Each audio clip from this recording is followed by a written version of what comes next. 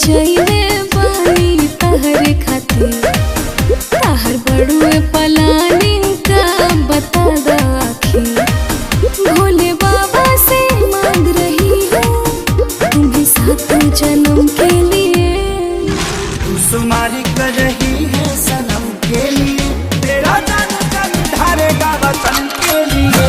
तू सुमारी कर रही है सनम के लिए, तेरा जान जल ढारेगा वतन के लिए।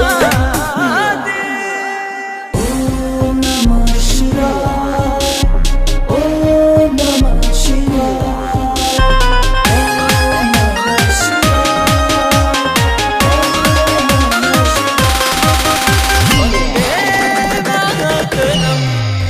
हमरो खातिर वतन उतने प्यारा बा जितने की बड़ा तू।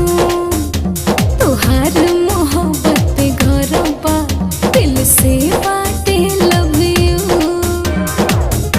कि चिरई जैसन चहके देसी है बा दिलवा के अरमान। कवनो आफत विपत न आवे भोले बाबा करस कल्याण। हमेशा शक्ति दे तुम्हें महादेव नेक कर्म के लिए। तू सुमारी कर रही है सनम के लिए, तेरा दर जल ढारेगा वतन के लिए।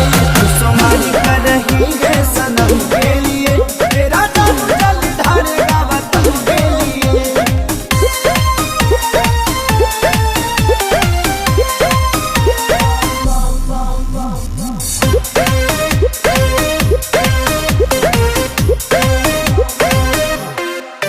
बड़ी भाग वाला बानी खेसारी हो जे हमके मिलला तू। माँ भारती के बेटा के नामे हम मंगिया में लगाइब सिनूर। कि जवाना माटी में खेलनी कुदनी जहाँ भैनी हमसे आप।